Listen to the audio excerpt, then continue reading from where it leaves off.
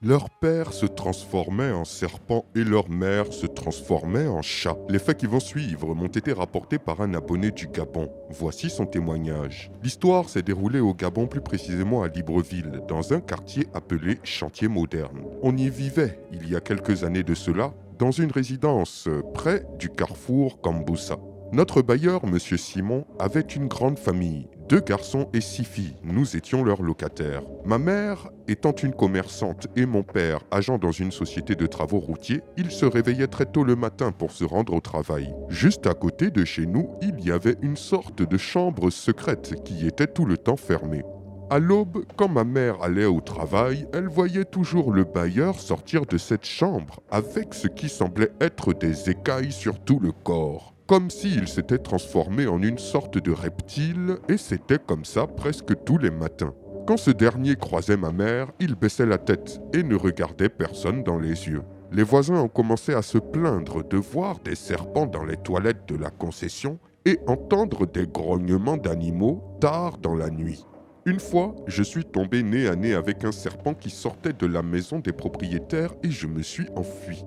Pour beaucoup de gens du voisinage, il devenait de plus en plus clair que le propriétaire était un sorcier qui se transformait en serpent la nuit. Une autre fois, la femme du bailleur m'a envoyé acheter quelque chose à la boutique et quand je suis rentré dans leur salon pour remettre le colis, j'ai vu une grande croix renversée sur le mur.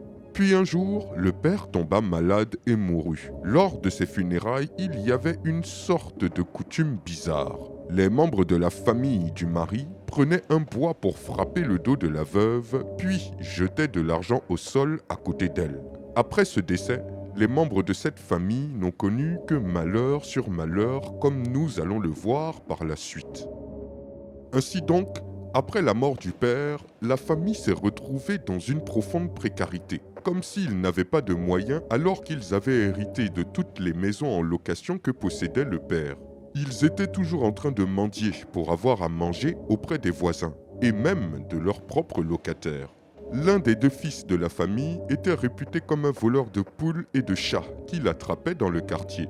Il les cuisinait puis partageait le repas avec ses frères et sœurs. Un soir, alors que nous étions chez nous, on entendit des cris. Le garçon était en train de poursuivre un chat en pleine nuit et sa mère sortit de leur maison. Elle était dans une colère noire et cria sur son fils en lui demandant d'arrêter de chasser les chats, puis repartit se coucher, pensant que son fils avait compris. Mais cet enfant avait tellement faim qu'il ne put s'empêcher d'attraper un chat et de le manger. Cependant, ce dernier ne savait pas qu'en fait ce chat qu'il avait égorgé puis dégusté était un chat dont le corps était possédé par sa mère en sorcellerie pour régler des comptes mystiques durant la nuit. Le lendemain, ils ont alors retrouvé le corps sans vie de la mère allongé sur le lit. Elle était morte durant son sommeil. Ainsi, on sut qu'en plus d'avoir eu un père qui se transformait en serpent, ils avaient eu une mère qui rentrait dans le corps des chats durant la nuit. Les enfants savaient que leurs parents étaient bizarres, mais ils ne s'imaginaient pas qu'ils étaient à ce point versés dans la sorcellerie.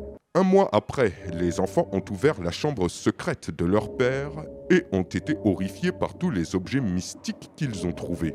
Ils ont trouvé un caméléon séché qui permettait de se transformer et un bâton avec une tête de squelette qui servait d'avion mystique. Les enfants ont brûlé tous les objets qu'ils ont trouvés dans cette pièce. Puis, une nuit, l'un des fils vit son père en rêve qui lui disait qu'il n'aurait jamais dû brûler ces objets et qu'un grand malheur s'abattrait sur eux. À la suite de cet événement, les filles de cette famille étaient comme frappées d'une malédiction. Aucune des filles ne pouvait donner naissance à un garçon. Si l'enfant venait à naître, il mourrait avant ses 2 ans.